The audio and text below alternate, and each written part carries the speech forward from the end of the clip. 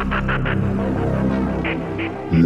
the following audio transmission will forever change your outlook on society. You will no longer believe the narrative. You are about to wake up and see things for what they really are. News, facts, and opinions. This is the Doom Daily Show. Ladies and gentlemen, welcome to the Doom Daily Show. I am your host, Jester Dooms. The email, doomdailyshow@gmail.com. Everywhere on social media at Jester Dooms.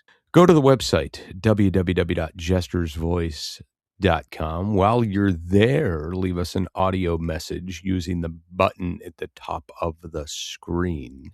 And yeah, come check me out everywhere on social media at Jester Dooms. Yes.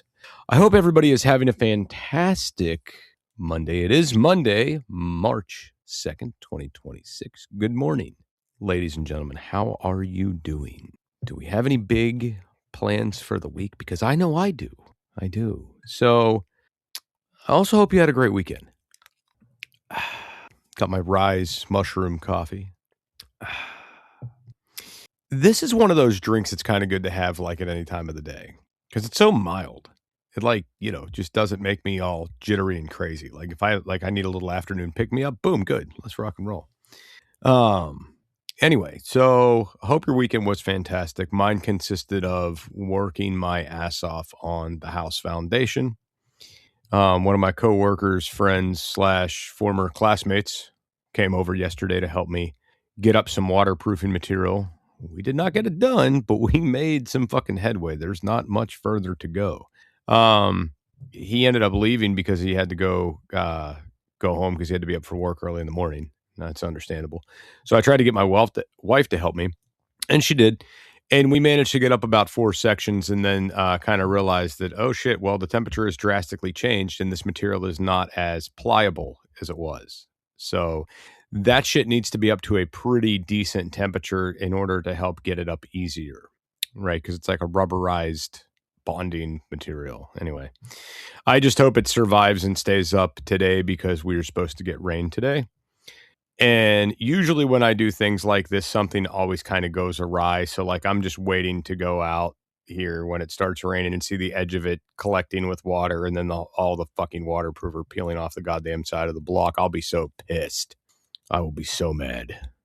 Anyway, but my plans for this week consist of, first off, getting through today's rainy conditions.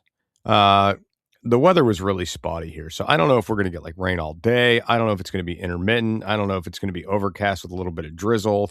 Might not do anything. Who knows? I think that the older I get, the more pissed off I get about the weather not being accurate. And there's a common mentality amongst people now that the weather service is getting worse. And I actually did some research into this and found out that it absolutely is. And it's due to funding. It's due to a lot of different things. They're cutting corners in different places. Like it is getting worse. It's not as accurate as it once was, if it ever was accurate. But I guess when you do a lot of things outdoors, you find yourself counting on the weather to be in your favor a lot. And right now it's not currently. So it's very, very stressful. Okay. It's very stressful. Moving on from that, later in the week, we're going to have some fun for you guys. I have a friend coming in town. He's going to be here for a couple weeks. So instead of doing the Doom Daily show solo, he's going to actually pop in and we're going to talk about some different things that are going on in the world. Just to kind of, change things up a little bit for a little while. Plus, he's going to be here anyway, so it makes it a little bit difficult to be like, hey, I can't hang out. I got to record, So we'll probably do some fun-ish episodes. See how that goes. You never know. Outside of that, I should be meeting with a contractor today, a new contractor that I haven't met with yet, to get an estimate on some things for the homestead house that we have yet to get priced by anybody. So realistically, I look for disappointment in what this contractor is going to tell me price-wise. And all of them do the same thing. Well, I am overcharging you because I am so good and I am the best that there's ever been. Or it's, oh, I'm overcharging you because that's the going rate. They all look to overcharge you. Okay.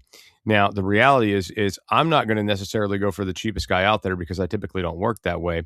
But what I will do is I will shop around. Like, this is my project. I have the right to hire and fire and shop for different contractors. And this guy just happens to be the first on the list that showed up to start estimating things. So this guy is showing up for doing dry-ins for some of the additions and doing work that I am incapable of doing. Like, a good example of this is I'm not a roofer. I don't do roofing. I probably could do roofing. I've done some really shitty roofing in the past, but it's not my forte. So I need somebody to like actually build trusses and tie in a roof correctly so it doesn't leak, because that is not my specialty. So if you're good at that and you're relatively affordable, you're hired, kind of thing. Yes. It's very, very interesting. It's going to be an interesting day in that regard. And I already think I already ruffled the guy's feathers over the phone. So we'll see how that goes. But ladies and gentlemen, you will hear all about it because this is my show, The Doom Daily Show. And if you haven't yet, make sure to like, share, and subscribe to the show. And give me that 1 week IRL, that 1 week in real life interaction where you tell a friend, family member, or coworker about The Doom Daily Show. Mr. Producer Scooter, if you would, please, sir, hit that button. We'll be right back after these messages. Can't get enough of Jester Dooms? Check out his other show, It's Doomsday Podcast, available on all podcast platforms. That's It's Doomsday Podcast. Back to the show. Ladies and gentlemen, welcome back to the Doom Daily Show.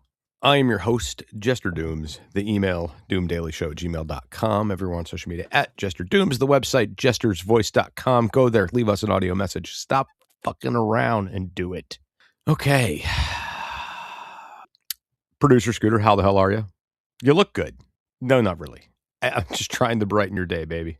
Keep your pants on. No, seriously, keep them on. Okay, all right. Ladies and gentlemen, I wanted to get into the Iranian conflict.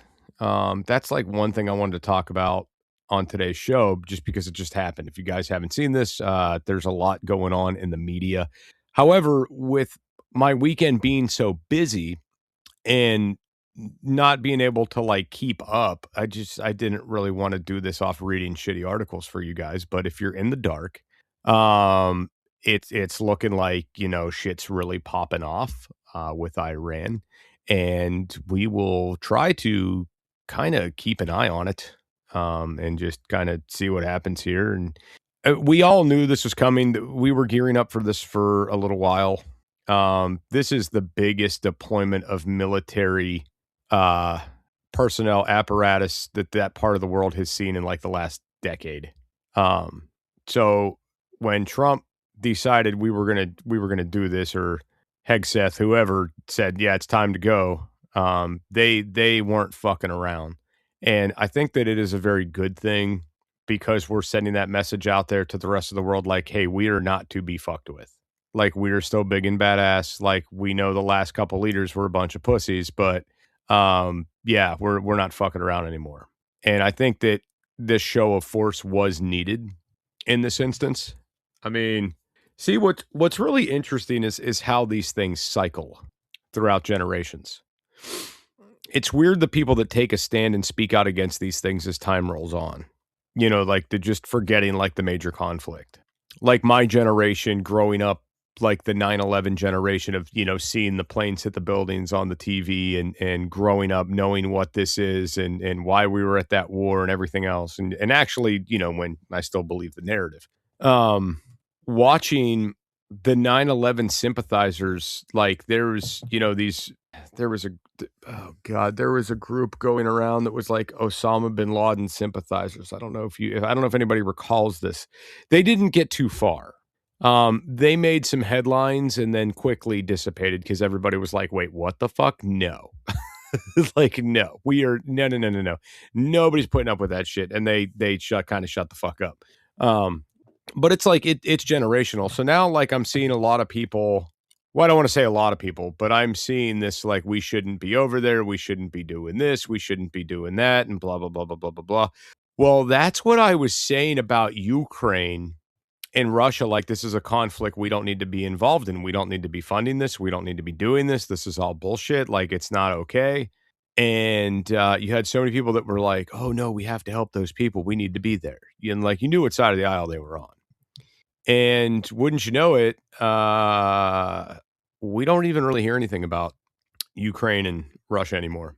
That's all been like swept beneath the rug. But now the new conflict with Iran and Israel and us, being over there, I've heard rumblings from people that try to keep me up to date with what's going on. Because, there are people that know I do these shows and they want to kind of try to just be a helpful person, I guess, and keep me in the loop. Because they know, man, they know there's a wife and kids and a homestead and animals and all these things. And they know my day is not the easiest when it comes to trying to sit down and read news articles and keep up with things. I mean, in all honesty, I probably don't have time to do this, but I enjoy doing it. So that's why I do it. That's why I try to keep a show going, putting it out there every day. But the reality is they try to help. I have some really good people in the background that try to help me out. And a couple people said a couple things to me, and it was like, oh, that's interesting. I hadn't thought about that. So apparently there is a big want for all the Iranian oil by Russia and China. All right. And the warning I was given, we'll call it a warning. The warning I was given was, Dooms, you need to kind of pay close attention here because, Russia and China want that oil too. And if they get involved with us to try to take it, we're going to be, we're going to be up Sheet Creek here. And I was like, I haven't thought about that. Guess I didn't put that one together.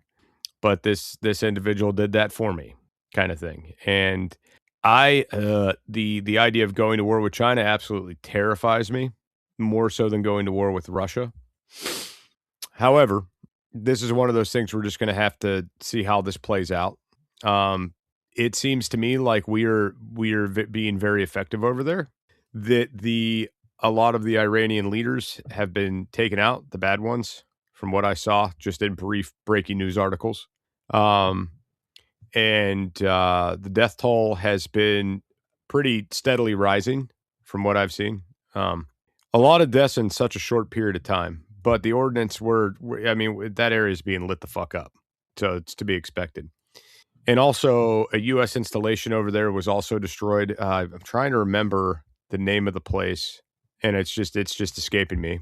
But we had some sort of an installation over there that was taken out by those guys. So needless to say, we are making it a point to fuck their shit up and hopefully get the fuck out of Dodge after that mission is complete. But I don't think it's gonna stop there. I had somebody mention to me also, like, I'm not wanting our country to get into another 10-year war.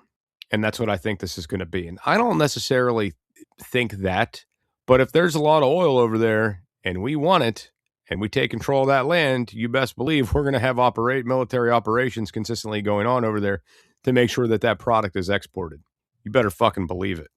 Anyway, we'll be right back after these messages.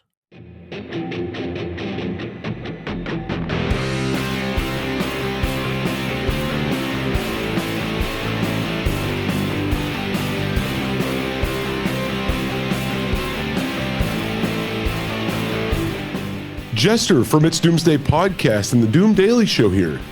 Do you ever find yourself overloaded with way too much information? Too many logins, too many passwords, too many websites for stuff you like? Yeah, I'm the same way. You don't have to worry about that with the Doom Daily Show and It's Doomsday Podcast. Let's make it simple. Just visit linktree.com/JesterDooms. Add it to your bookmarks. That way, when you need to find the right information, it's right there, under a tap of your finger or a click of your mouse. Go to linktree.com/JesterDooms. Get it, got it, done. Remember, no one has all the answers, but this will provide you with a place to start. linktree.com/JesterDooms.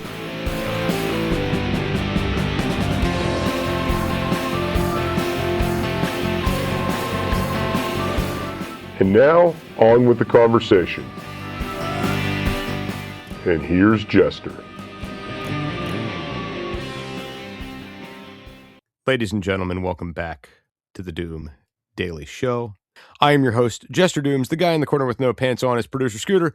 The website, www.jestersvoice.com. Email, doomdailyshow@gmail.com. Everywhere on social media, @JesterDooms. I did want to have a brief conversation on today's show about the social media climate and things I'm noticing that a lot of people may not be picking up. Okay. All right. So let's start with this. There's a lot of people out there on the internets that are trying to become career influencers. This is stupid. Okay. It's very, very dumb. Okay. That's all I'm going to say. Dumb. Dumb, dumb, dumb, dumb. The social media climates are always shifting and changing. Okay. Affiliate deals were a really big thing a few years ago, and affiliate deals have kind of fallen to the wayside. You don't see a whole lot of them anymore. Okay. You don't. So that has fallen to the wayside a little bit. TikTok has became QVC and has brought back the snake oil salesman. Other apps out there that are rising up and or not changing are pissing their creators off, their users off with different things. And there's new apps popping up overnight, so to speak, that are trying to get people suckered into their platforms. Now, let's be honest.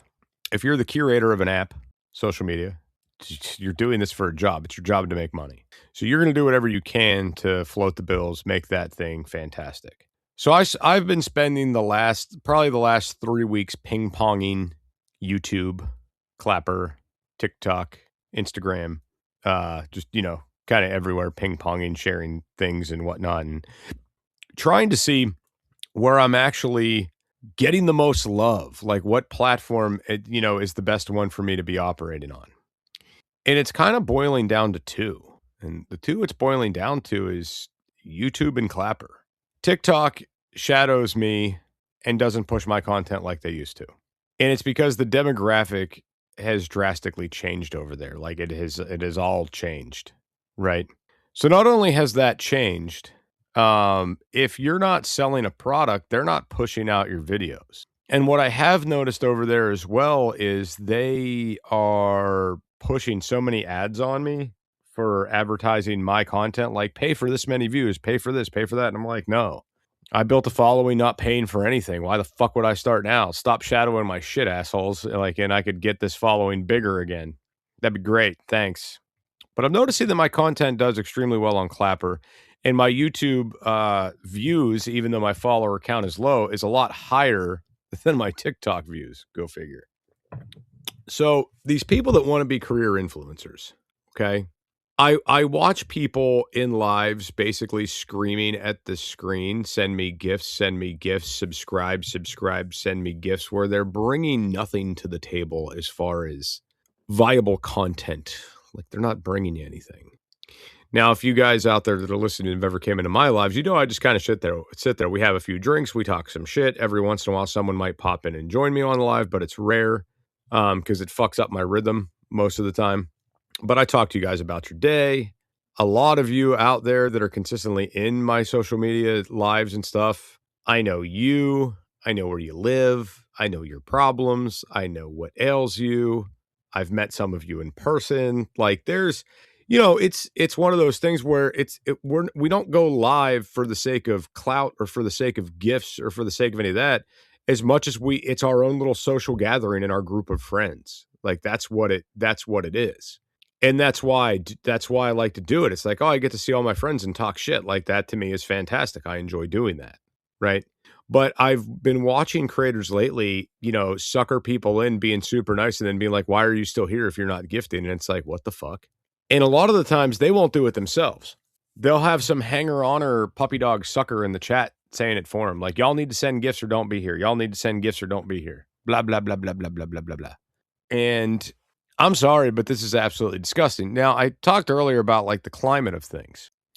When you start to come to the realization that you want to be a social media influencer as a career, well, this isn't a tried and true career. Like this, nobody knows where this goes. Nobody's been doing this for 30 years to tell you if it's a viable fucking career, and it doesn't come with a 401k. What's the plan here? What's the gambit? What's the deal? Right? And that's fine, I guess, if you want to pursue that and try that. But it comes down to, I mean, like, you're begging. You're begging. You're no better than a bum on the street with a soup can, like, shaking it for change. I mean, that's essentially what you're doing. You're just doing it inside of a house behind a fucking camera phone. That's what you're doing. Now, the problem is there's a million fuckers out there that are doing the same damn thing. There is no rise to fame from this. Maybe you build a little community. Maybe you do. Maybe that little community, helps you get some gas in the tank, helps you get, a little bit of groceries here and there, but they're not paying the fucking mortgage, the insurance, the electric bill. They're not paying the new note on the car or the insurance on that. They're not putting money in the 401k. Like, these aren't things. And I've been seeing a lot of people waste their time lately doing these things. And the sad truth and the reality is that these social media companies, they love it because they get to take a chunk of all of this. They get to take some, right? And they get to put it in their pocket. So you can go out there and sell people however the fuck you want and beg for gifts and this, that, the other, and fucking roll on. But the idea that people are quitting their jobs to pursue social media full time and sit in a live and try to get gifts and make money, I mean, to me is just it's crazy. It's asinine. I could full on see if you're a guy that works a regular job and is full time, and social media started going really well for you to the point where you didn't need to go to work anymore. Like, if you got to the point where you're like, dude, I'm making more money posting videos than I am going to my fucking job. Let's just keep this shit fucking going. Or if you were already sitting in a good, pretty spot, like, hey, man, the house is paid off, the cars are paid off, the kids are out of the house. To me, it's the wife, or it's maybe the wife's gone, you're by yourself. Maybe it's not. Maybe it's the husband's gone. Maybe you're the wife that's by yourself. Okay, who knows? And you're like, my monthly income's okay, but I'd like to gain some more. Okay, sure. But I'm literally watching people that are capable of going out, contributing to society, working, and being like, I don't want to do that. I want to sit behind a screen and I want to make money. You need to gift me because you're looking at me on your phone. Like, no, I don't. In fact, I have my own bills to fucking pay. Like, let's start there. Let's also break through the monotony real quick. This is a free fucking app. You don't have to gift shit to anybody. You don't fucking have to. All right. It's not a thing. But the climate with this is going to shift because this is a trend I started seeing about 1.5 to 2 years ago. Everybody's like, yeah, I quit my job. I'm going to do social media full time. It's like, cool. The fuck is that? You're going to sit behind your phone all day and make like $100 and then what? Like, bro, you'll make more money getting a job at fucking Walmart. Like, what are you doing? But all right, you do your thing. That's fine. Cheers. I guess like kind of the avenue, like the weird part about this for me is like I am on social media and I do things on social media, but I do what I want to do. I don't give a fuck. I don't care. I like to just do little shitty videos about what I got going on every day. If people like it, cool. If not, whatever. Because I enjoy like I can go back on social media and look at the progress of like me fucking building this house and like seeing how it went together and seeing it when it was still in ruins. And I could go and show those videos to my kids one day and be like, hey, remember when we were building that house? Like, I don't know if you guys ever saw the videos we took of this shit, but look, here they are. Like, hey, dude, go check out the YouTube. Everything's still over there or whatever, But the fact of the matter is that these guys, man, these people that are doing this are driving me a little insane. Because this is a fad and fads come and go and it's going to go. And probably in another 5 years, social media is going to take a drastic shift because the big thing about social media is there's very little accountability for your actions on there. You can kind of do and say whatever the fuck you want. It's not very well regulated. All right. Now, I'm not one of these people that's out there like spreading hate or chaos or craziness in my videos that I post. I'm usually just doing little bullshit things. Right. But the reality is that it's a very like Wild West kind of situation with very little regulation. So I think what's going to be coming in the future is I think the FCC is going to get their asses on some of this shit and they're going to start regulating this a lot and they're going to be restricting a lot of videos and a lot of different creators. Okay. And then I also think that they're going to catch wind that, hey, a lot of these guys are making money and they're not paying fucking taxes on it. And they're going to figure out a way to start taxing the shit out of these individuals. I think that's what's going to happen. And it's probably going to be in a situation of, like you're getting gifted for free right now and you don't have to report gifts on taxes. And there's like a cap. I forget how many millions of dollars it is, but there's a cap. All right. Now, most people are not going to see that cap ever. Okay. It's extremely high. It's like in the, I think it's like 18 million or something like that. It's like way up there. But the deal is, and this is kind of what it boils down to, is that whenever they see you have no other income than social media, it's therefore now a job and therefore needs to be taxed. And oh, how lovely it's going to be whenever, the $100 you're making a day on social media is taxed and you soon come to realize you'd make more money working at McDonald's.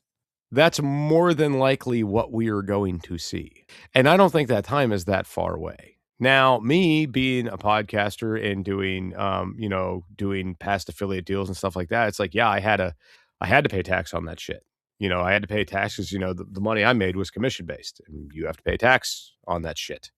So I would get or if I had subscriptions people were paying for, I'd get like a little 1099 in the mail through, maybe I'd get a 1099 from like Clapper. I'd get a 1099 for like other people I was doing affiliate ships with. And, sometimes that would happen, and it just went in the folder with the taxes and it got paid, I guess. And what the fuck ever, but it seems like a lot of people that I'm seeing that are doing this, like they don't want to adult, like they don't want to grow up. Now, if I could be a full-time podcaster and pay my bills off that, I absolutely fucking would be. But I know that is it's more or less a pipe dream. Like, will it maybe happen one day? Maybe it could.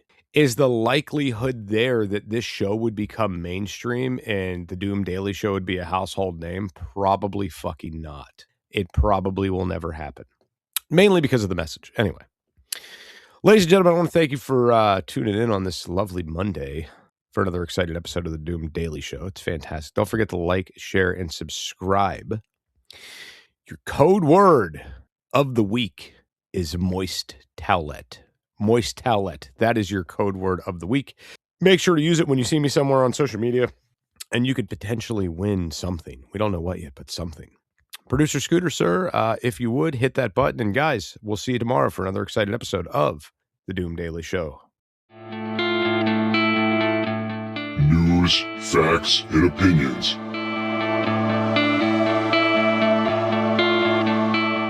This is the Doom Daily Show.